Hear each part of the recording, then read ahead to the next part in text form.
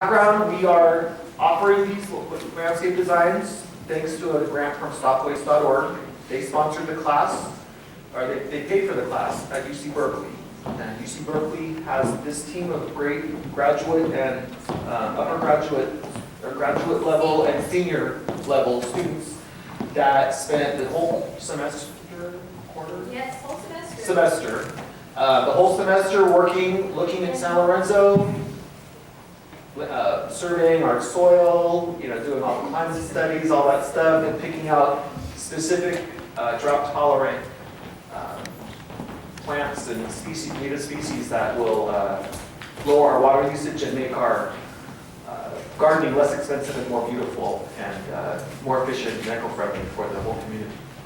So we were at our presentation last time, had 7 designs, and they took everyone's input, they whittled it down to these 4, and Dawn and her students here are about to show us their insights and the more specific details about the cost, the implementation, the water savings, etc. So I'll pass it over to Dawn, and we'll go from there. Thank you. Yay! I wouldn't say Dawn's last name, but it's very hard to say. I always mess it up. And you're not the first. So I'm Dawn Kiyumjin. I'm the studio director for this class. And Steve approached the Landscape Architecture Department in the spring about would students be interested in developing 4 prototype designs that would be for low water use but still meet the requirements of the association guidelines, be beautiful, be things people wanted to have in their garden, and brought in Stop Waste.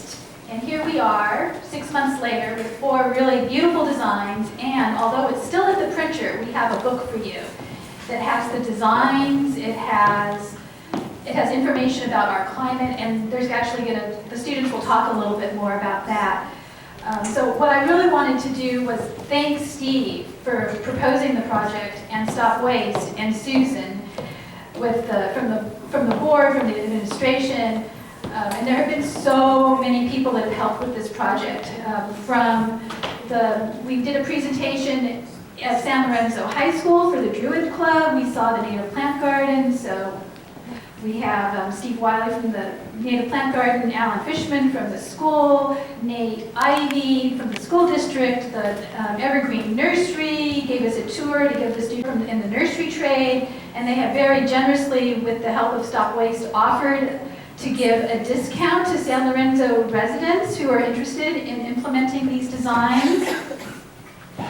We have the UC Berkeley libraries, but most of all, we have this amazing set of 7 students who have, I cannot tell you, worked so hard, and in just about every aspect of this project, everybody has been a designer, everybody has been a graphic designer, everybody has done research, everybody has written. And the work, and these amazing artists, I mean, look at the watercolors that we have. I mean, this was all work that was done by these students, and I just have to applaud you guys. It was just amazing.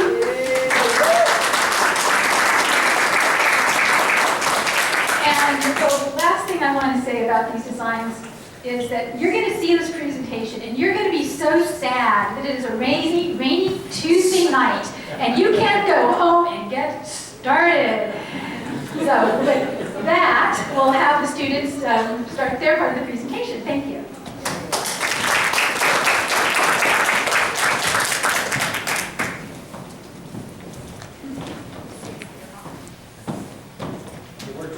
Good evening, everyone.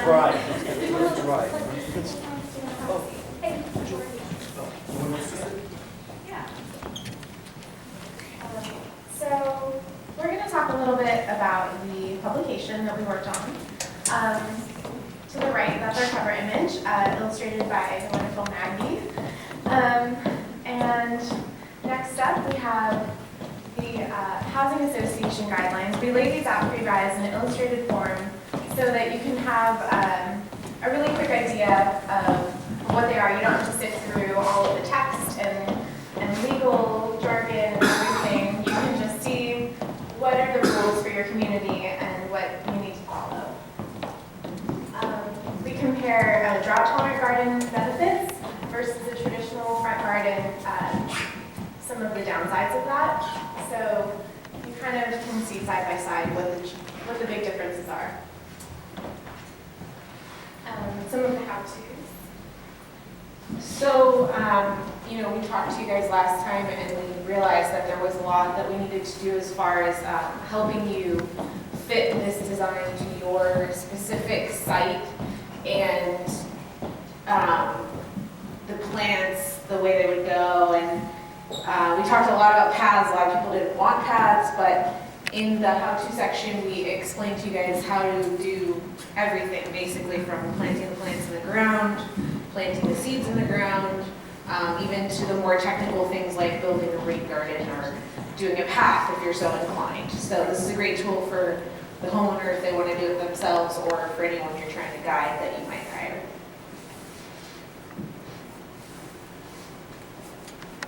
So you see there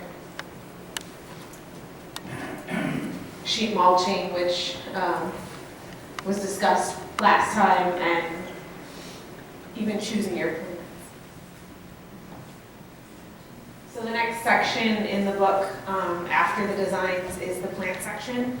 And basically the plant book is going to tell you things like how to install your plants, the basic care information, how much sun it needs, water, if any sort of plant food. It's also going to include maybe pruning and when it might bloom. And for some of them we have like herbs and things that you can use for cut flowers, and that would be explained as well.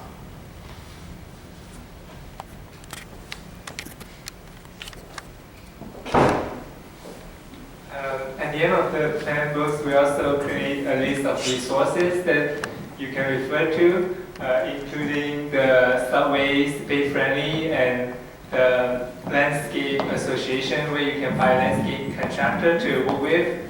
And also we have a list of Bay Area public gardens that you can visit, such as the Blake Gardens in Berkeley and also the UC Botanical Gardens in Berkeley.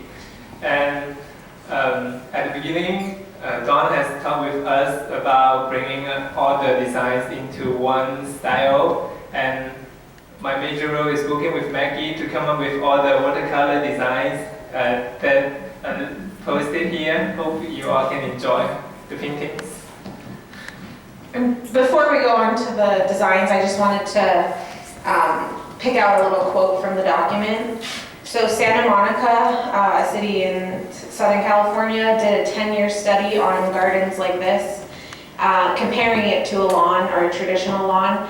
And they said that 83% of your water would be saved, and you would save 50% of your yard waste and 58% of maintenance. And this was a study done on a garden that was installed, not on assumptions or theories. So now we'll go on to the designs. Hello. If I turn this off, will it stop anyway? I'm Yael, and I will present the first design we have. It's the herb garden design. You can see it here. So the herb garden has a few features to it. The first one is herbs that will be very fragrant, very tasteful in your garden. A lot of senses in the garden. As you walk by, you can feel the fragrance of the flowers. You can also cut them and put them in your salads, in your pasta, whatever you want. It has a formal shape to it with bigger herbs on the back. Thus, as you go forward towards the sidewalk, there's a smaller herbs. And in the middle of the garden, you can see here, there's a dry creek bed, which in this time will be very helpful because it catches all the runoff from the roof of the house. Catching the water will percolate into the ground and will water the plants all around it. And it will also help not creating a flood in your garden. So basically, a few plants that I thought about planting is a lemon tree, artichoke, peppermint, lemon thyme, lemon verbena, oregano, chives, hyssop, and a few sword ferns in the front, because the last time we were here, a lot of you were concerned about dogs and cats that walk here and go into the garden, so those are going to stop them, hopefully. And in our designs, we also incorporated, so we have a planting plan that shows exactly how to plant and what plants to plant where to design a garden. There's a sun palette for people who don't have a tree and whose garden are facing towards the sun, and a shade palette for people who have the tree in it. We also have alternative lots, because I know a few of you have different lots than what we are presenting in our main plan. So it's basically how to turn the garden into different lots and how it could fit for different areas. And a plan in a section that shows how it's going to look, hopefully. That's it for that.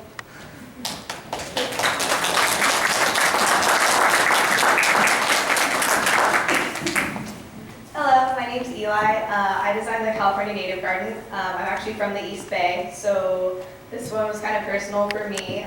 My biggest goals for the garden were to make it easy to install and locally available as far as the plants. So I actually did some Googling at your guys' local Home Depot and Evergreen Nursery, and the plants are available there for both my shade and sun plants. So I know that you can do it, in addition to the fact that we're going to get you a handy discount. So I kept a very limited plant palette, but a very colorful one, because I wanted it to be colorful all year long. Most of the plants are evergreen, so they will stay green all year, mostly minimal water. And I did leave kind of what I like to refer to as a lawn, but it's actually a sedge, which is a lawn-like plant. But you don't really need to mow it, very low maintenance. Almost all these plants are low maintenance. And they're pretty inexpensive. My most expensive plant is my sun plant, and it's only $700 in plants. That does not include labor or like the material, like the concrete or tiles, but the plants alone are only $700, which is very inexpensive. So moving forward. So here are my plants. I definitely, like I said, kept to a very minimal plant palette. However, it will cover the entire lawn very beautifully. And I focused very heavily on the western redbud tree, which is this purple tree here in the corner. It has beautiful purple flowers in the spring, and then as those flowers fall off, their green leaves sprout, and you have green leaves all summer. They turn golden yellow in fall, and then when they fall off, at the end of fall, they have these beautiful silver branches. And the tree itself, when you buy it in a 5-gallon bucket, it's only about, I want to say like $80 for what would be a beautiful year-round colorful tree. It's very inexpensive, and it's really easy to install yourself. And so again, I provided alternative lots, so if you live in a court or some other type of space, there's still a way to provide better access, and there's varying materials, so if you didn't want to do large tiles, you could do decomposed granite, which is a bit of a less expensive material, yet still easily accessible to walk through your garden. And then that would be as if you were looking at the garden from the front and the side and how it would idealistically look.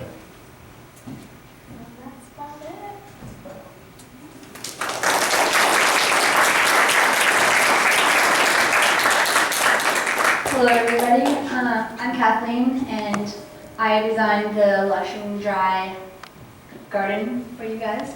It's my take on the desert garden, but rather than having a few cactuses and mostly rocks, I went for a more succulent and grass and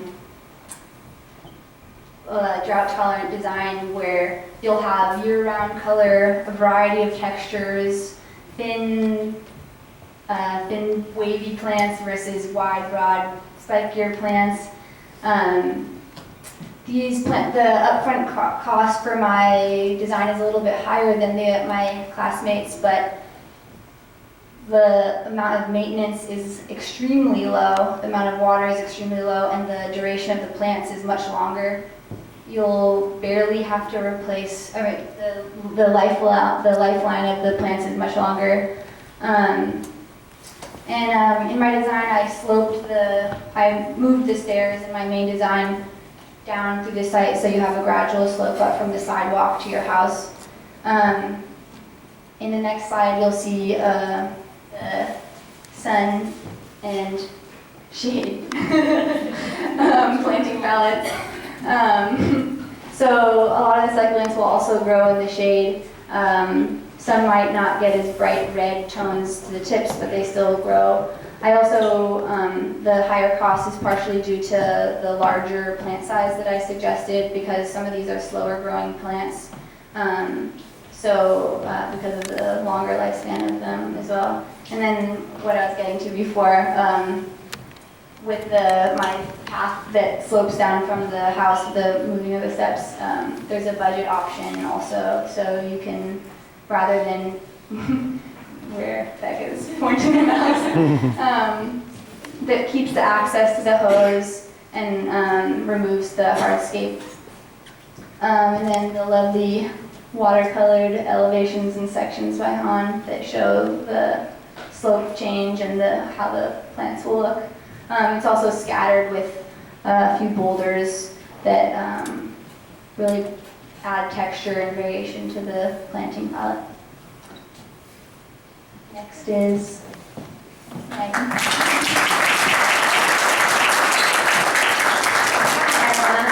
I'm Maggie. So mine is a cottage garden, and the major concept of this garden design is it has a rich diversity of plants, and it has a different hierarchy of plants, so that you can have a seasonal interest of the color and also a variety of the theme. And I create a lawn in the middle and surrounded by the drought tolerant plants at the border, so that it kind of creates a semi-private space for you. So for those people that kind of want to use this front yard space as his personal space, this is a design for you. And next time I mentioned that this garden design actually is mainly for people who love gardening. So the reason why I said that is because most of the plants, basically it needs more maintenance compared to other design. However, compared to the original traditional lawn, basically you only need to cut back some of them maybe twice a year. So it's still quite low maintenance compared to the traditional lawn solutions. And for the plants that I select here, in addition to some plants like the sages or lavender that is quite common, I also put some other plants such as the pincushion and lion's tails, those kind of plants that create a different kind of texture and also color of the thing. And these plants also could be used for floral arrangement. So if people like to have fresh flowers every day, just pick from their garden, it's also a design for you. And in terms of the sun and the shade palette, during this time many people mentioned that they have big trees, but they still want to have this kind of garden. So we designed a totally different list of plants for you guys. So if your front yard part of the place is in shade, then you can just choose the plants from the right hand side. And if it's full sun situation, you can just choose from the left hand side.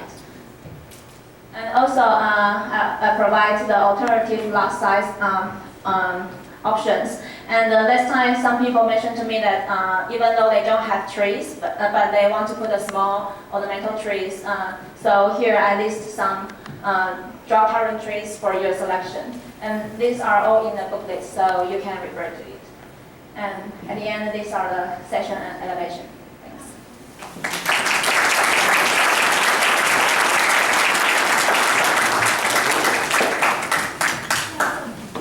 So I'm not sure the format, but are we taking questions or? Yeah, I thought we could take questions. We could take general questions and then more closely at the posters. And one of the things I also wanted to say is, it's raining now. I heard a really good thing on the radio a couple days ago that, we're in this drought now, we've gotten all this rain, but it's like your credit card, for those of you who have credit cards, or maybe you know about this. It's like you paid off last month's bill, but you know that $10,000 that you charged last year? Yeah, we still need to make up the difference. And even though we're saying that we're in a drought now, my sense is that we are going to have more and more water restrictions going into the future. And this is, rethinking your garden now in terms of drought tolerance and water savings is going to, the cost of water is going to go up, and you also may have restrictions. In Pleasanton, you can only water on certain days of the week. The water may get more expensive. So this is your chance to get in really at the beginning, and it's going to keep your property values up. You're going to have a garden that's going to maintain. I know one of the things people talked about when at our midterm presentation was really taking pride in their home, and by thinking about water use and beauty and how you can affect that. It's really going to, it's a good financial investment as well. So, anyway, questions? We weren't able to attend the previous meeting, so this is the first time. Oh, thank you. This is the first time we were able to attend this meeting, and I was just curious as to the plans. All look wonderful, and we're interested in one particular plan. I guess you mentioned something about a booklet, so I guess my question is, how do we go about buying the plan, and when will they be available, and also will those booklets be coming out soon? I'll answer that one. There's no cost for this, so that's why for any members, actually it's going to be on our, what I'm going to be doing is a Facebook page. I understand that it's for members, free. Right, it's for any member that wants the booklet. We're going to be able, I think it's, since there's a limited quantity of them, we don't know how many yet. Berkeley's actually doing that for us. We're going to lend them out through the office, so it's not like a booklet you can keep. But I am going to be setting up a Facebook page that will have the electronic version on it, downloaded. And my thought behind that is, so not only is it easier to access, but people who actually implement the gardens can talk to each other about what worked and what didn't work. So it's kind of a continual learning thing. And if you have a tree or corner lot or whatever, people can show the before and after pictures and just keep it as a continuing dialogue. And so it's, it keeps going on and on. People keep learning from it. But for a SLVHA member, no cost. That's part of the service we thought would be a benefit to all of our homeowners. Okay, so there's no cost for the booklet, but what about for the plans? There obviously is a. Everything you saw here is in the booklet. Those are booklet pages. The plans. Are you talking about the plans or the plants? Plans, P-L-A-N-S. Yeah, the plans are, there's not, if you remember, no charge. Oh, because I noticed she was, they were mentioning if you wanted this particular No, plan. that's the cost of the landscaping. The plans of the plants. The plants, that's the plant. Oh, okay. Okay. Yeah. It's just a small letter T. Yeah, just one T makes the difference, makes it $1,000. So that would be the cost of the plants to do this. Now, what about the landscaper to do it? Does anyone have any good recommendations? That's going to be part of our landscape Okay. expo. That's our next big event. That's April 25th of next year. It's Earth Day.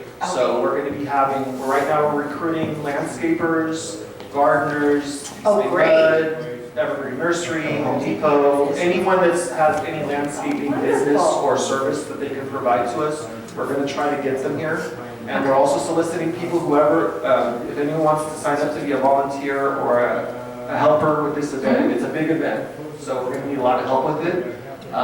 If you can let us know on the sign-up sheet or email us at the office, we'd greatly appreciate it.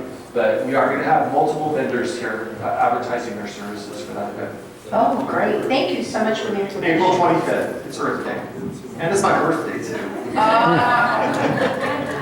The book will also have resources, and in the resources section, you can find professional organizations like landscape contractors, qualified water efficient landscapers, irrigation experts, and so there are different organizations that we're recommending. Yeah, they're local. Yeah, they're all local, and they all have their own list of local contractors on their website. I have a question about critters. Is there one plant over another that's going to not attract this? We have a lot of skunks and raccoons and possums. Is there one plant over another that would be less prone to bring those in? Those Well, critters? welcome to the delights of urban living. Part of it is in the care. You know, if you keep things neatly pruned and you don't have a lot of plant debris, that will help keep things away.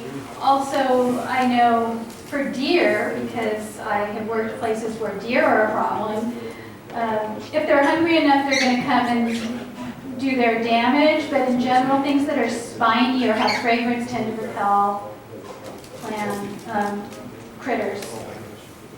And also another thing is keeping the plants away from the walls of the house. This was something that came up in the meeting in October 30th, the day before Halloween.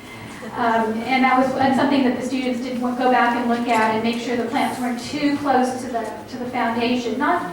I mean, most of these plants are pretty small. They're not going to have root systems that are going to be damaging to the foundations, but just to allow more air circulation so you don't get mold and mildew problems, you don't have places for things to move in, and also that you can get your ladder in to maintain your house and clean the gutters and paint and all those things that go along with keeping a beautiful home.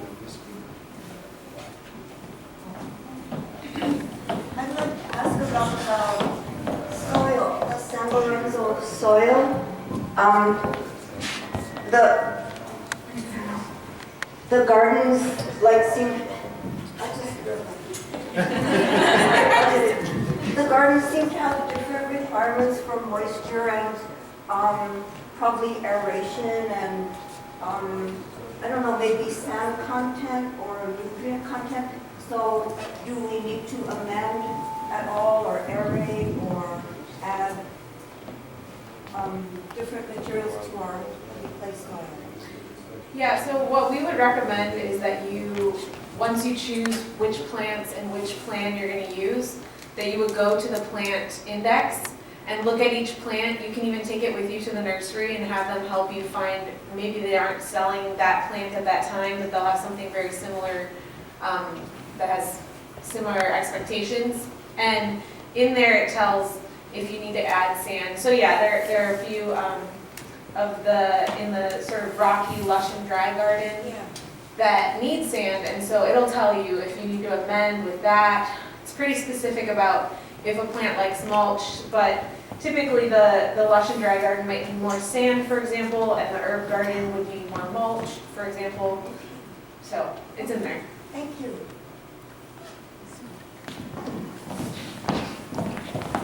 Hi, my name is Vivian from Business Lab. Just wanted to wonder if it's going to be on Facebook, the plans. Is it possible to also have it available in the San Lorenzo Library for residents and other members that might not be owners, but be able to access the plans as well? I don't see why not. Thank you, and go Bears. Go Bears, Also on April 25th, we're going to have a sheet mulching demonstration for those of you that have lawns and want to convert. We're going to actually have a live demonstration. So it'll be on the back lawn behind my office, so you can actually see how it's done. Yeah. So one of the other things that we've done, as I said, the booklet, actually it's a book. It was started off as a booklet, but it's 130 pages long. It's substantial. But one of the things we wanted to promote was this landscape expo, was to promote the native plants garden. It's at San Lorenzo High School. It's a really great place. If you want to see what Yarrow looks like as a ground cover, you can go to the high school and see their native plants garden. And in the resources of our book, we've included how you get in contact with them. But they also are going to be having a native plant sale. There's a landscape expo, and Evergreen Nursery has offered a promotion of 20% off purchase. So we have put together a small card that you can have in the office that has the dates and the information about the two events, and also the coupon for the nursery. And those are also at the printer right now, but we will get them to the village office here, and it can be on the counter, or however, in January probably.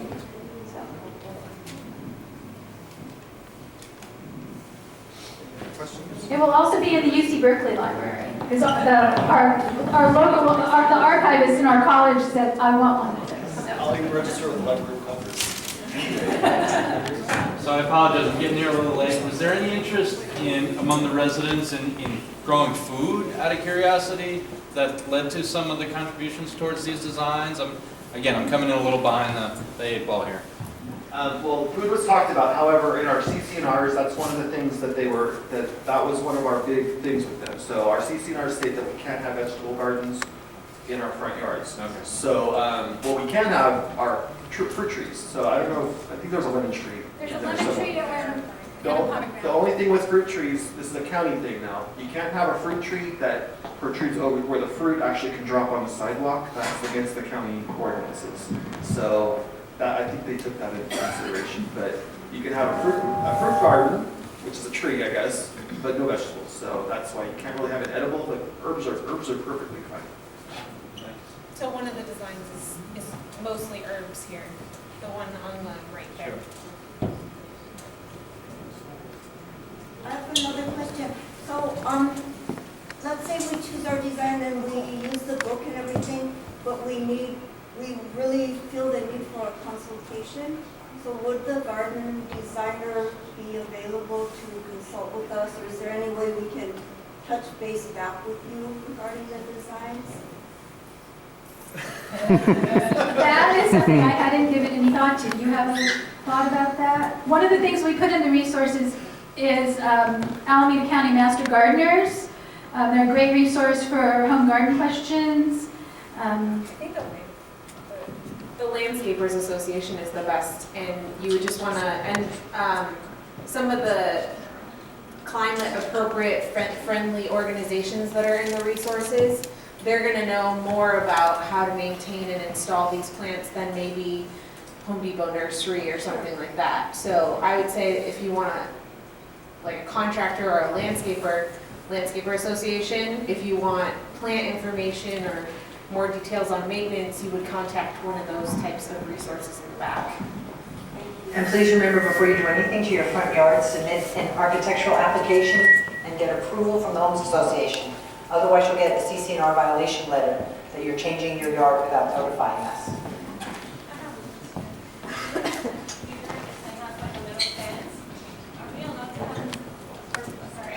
To have like a fence in the front yard, like how many feet? The basic rule, it's not, I would say, avoid a fence. Usually a front yard fence that faces the sidewalk is almost never in compliance with the CCNR. Side fences that go along the property line are acceptable, but under certain conditions. So just, if you want to put a fence up, even in your backyard, please contact the office, because we've had people they put their fence up and they have to take the fence down because it doesn't comply, especially in the front yard. That's one of our big variances that we get a lot, are fences. And I would say avoid the fence.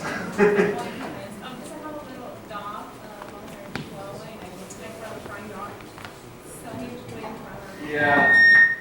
I would call the office and speak to Sue or Kathleen, and they can tell you if it's acceptable or not, but I would probably say it's not probable. The other thing I wanted to say about the individual plant care is that the people who work at your local nurseries like Evergreen are extremely knowledgeable and qualified, and you shouldn't overlook talking to them. They know the climate right here, they know the plants that do well, they have clients that, they have a huge pool of knowledge and resources that they can really are happy to share with you. And that's also true of people, the gardeners who work in the botanic gardens. There's a really beautiful native plants garden in Tilden Park. There's the UC Botanic Garden. And these are people who are, working with the plants daily, and they can just give you just amazing insight and advice, and really help with answering your questions also. There's also, as another resource, UC Cooperative Extension has the Master Gardener Program, and they have a website as well as both a phone helpline and an email helpline Yes, as well. we put that in the resources. Awesome, thank you. Yeah. Thank you. So, did you also put Merritt College in the resources? No. We and Merritt College both have horticulture programs. And I think it's your camera.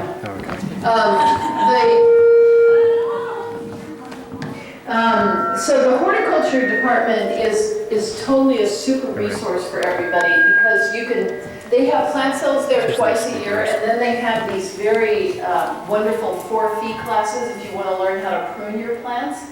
They go on all year long. They're terrific classes. They also have, which could be very interesting for people, a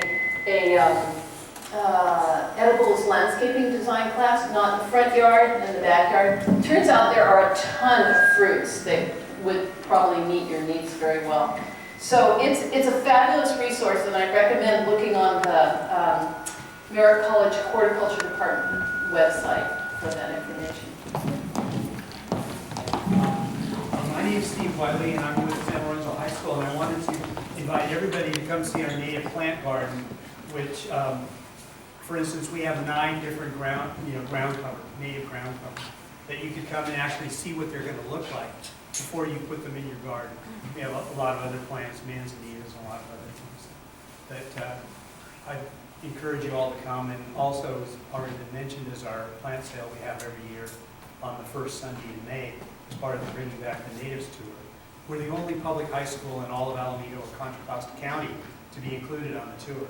So we're pretty proud of that. And last year we sold $2,200 worth of plants. So we're right here.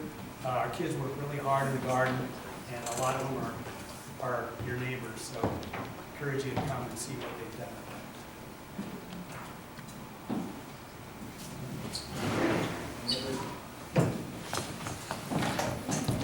Will these boards be on display in the office? Yes, we're going to leave them with you for the office.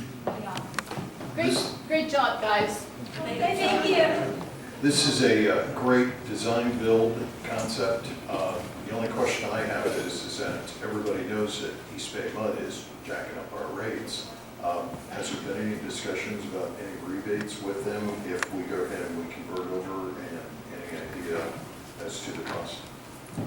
Yes, East Bay Mud does offer a rebate for lawn conversions. So it depends on the square footage of your yard. They give you, so I don't know exactly what it is, but it's a certain dollar amount per square foot, and there's certain conditions that you have to follow. I believe these all follow. These will all fall into the... Like artificial turf would not qualify as a conversion. Yeah, AdMed does not like artificial turf. One of the things that we did not do purposefully is we did not include irrigation plans. AdMed will give you a rebate if you go to low water irrigation equipment. And the reason that we did not do the irrigation plan is that irrigation plans are very, very specific to individual gardens. And it really needs to be planned for your site, not just as a conceptual idea. But the other thing is that with these plants, I mean, they're small. You could very easily water these with a hose, just hand water.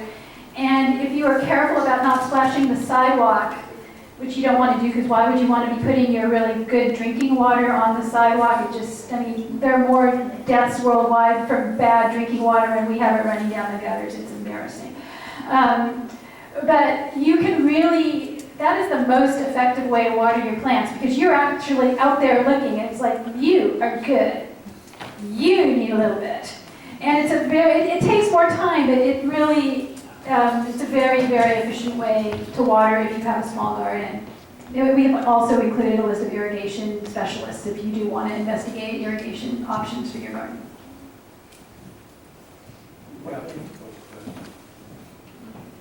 Yeah, I've got a question about the soil. You said, somebody said earlier that you took samples around San Lorenzo, whatever, on the soil. And we have a lot of... It was a survey. We were going to do that, but we ended up just using the soil maps. Okay, we have a lot of adobe here. The way, when they built these houses, they pushed up, you know, they did all the terrain flat, and then they pushed up for the house and stuff. So some of the houses have good fill, and some of the houses have adobe. And you really have to bring in a lot of stuff, because my next door neighbor's tree fell right over. He wondered why the oak tree was in the pot. But anyway, and the adobe is not that thick in San Lorenzo, maybe like 2 feet, and then the sand from there down. So if you're taking all that kind of, We looked at like the different- root system.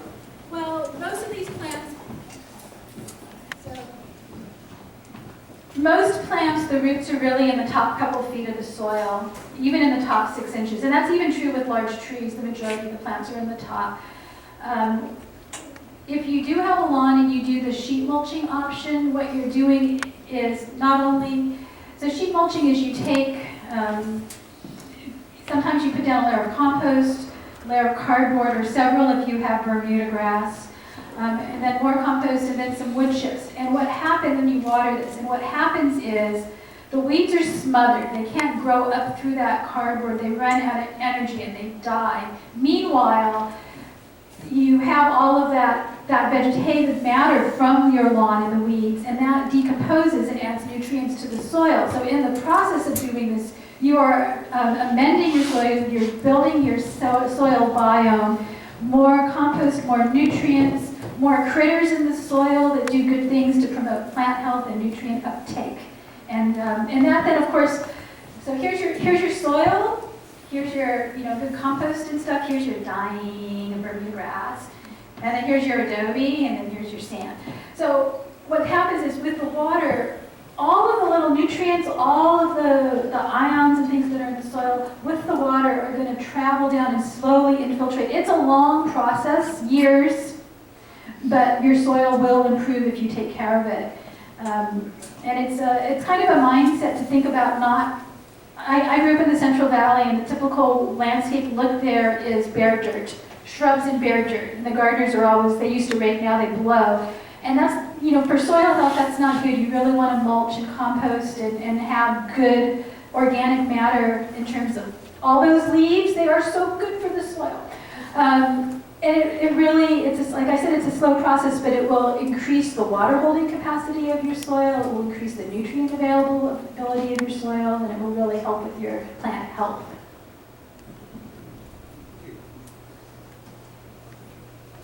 Any other questions? One thing I think you forgot to mention I learned throughout your class is the time savings of having these gardens compared to having a traditional lawn. So not only are these, they save you money in the long term with water, they save you your water obviously, but it also saves you time from not mowing your lawn, not raking your lawn, not replanting your lawn, whatever. So it's another added savings that people don't take into account. It's like an opportunity cost that you're gaining by doing this. And then the environmental cost too of fertilizing your lawn. And so you think about people who are in commercial agriculture, and you think about homeowners. Who do you think uses the most chemicals in the worst possible way? It's the homeowners. It's not the people who are doing commercial agriculture. And I'm probably not true of anybody in this room, but what you hear, people over-fertilize their lawn, and then they water it, and then it runs into the storm system, and then it goes through the sewers, and then it's in the bay. It creates enormous amount of pollution on our end, not to mention the pollution from the factories that are making the fertilizers. So when you get away from lawns, and I talk about this in a little bit in the introduction, the whole idea of the lawn came from a climate that is not what we have here.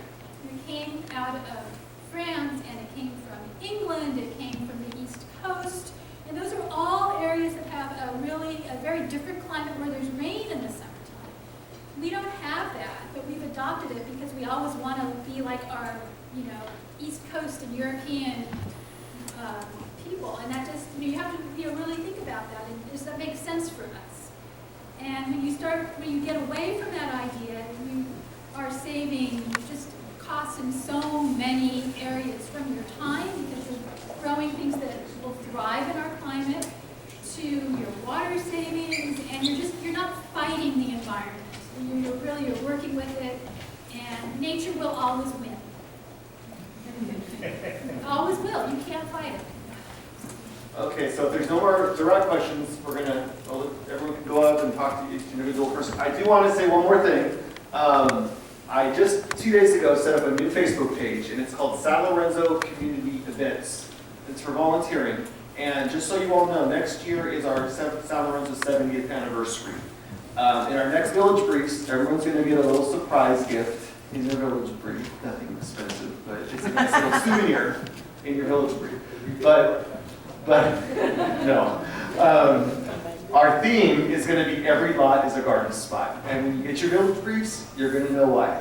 But we're going to have a year-long celebration throughout the year. The county's actually going to sponsor an event, we hope in September, and we're actively looking for people who want to help out with this event. We want to make it big and want to make San Lorenzo proud for our 70th anniversary. And this kind of goes into the whole theme of the 70th anniversary. So if you go to Facebook, type in San Lorenzo Community Events, and that's the volunteer space, and once we get that, we can update you on things coming up. Our Lunar New Year's coming in February. That was a big event last year. We had dragon dancers. Lion dancers, sorry. Lion dancers, and food and fun, and a little sword. Kung Fu. Kung Fu guy, sorry. Yeah, he was here. It was a great event. So I'm the first like on there. There's only 2 likes, so I hope by tomorrow I get like 20 likes. So it's nice.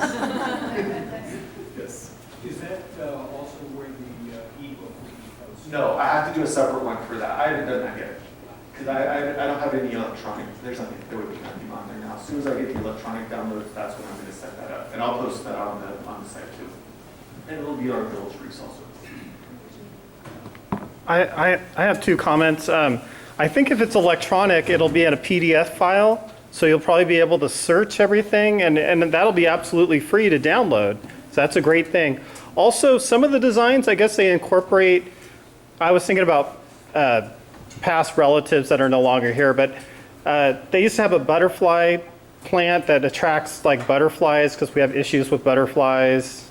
You know, they need a place to kind of lay their eggs.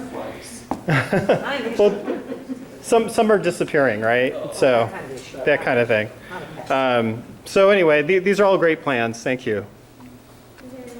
And in the plant pages, the plants that are good for habitat for butterflies, hummingbirds, we've called them out. I recently found out from a friend of mine who's an arborist and is involved and works for the city of San Francisco that the London plane trees are actually a host plant for swallowtail butterflies. So you are providing, or at least they are in San Francisco. Maybe they are drawn to the sycamore trees in San Francisco because there's not as much green in the city. But I thought, wow, I mean, this would be butterfly town here. Okay, so feel free to walk around, look at the plans, ask questions if you have any, and if I don't talk to any individual, have a happy holiday. Thank you. Thank you again to all the students at UC. They did a fabulous job.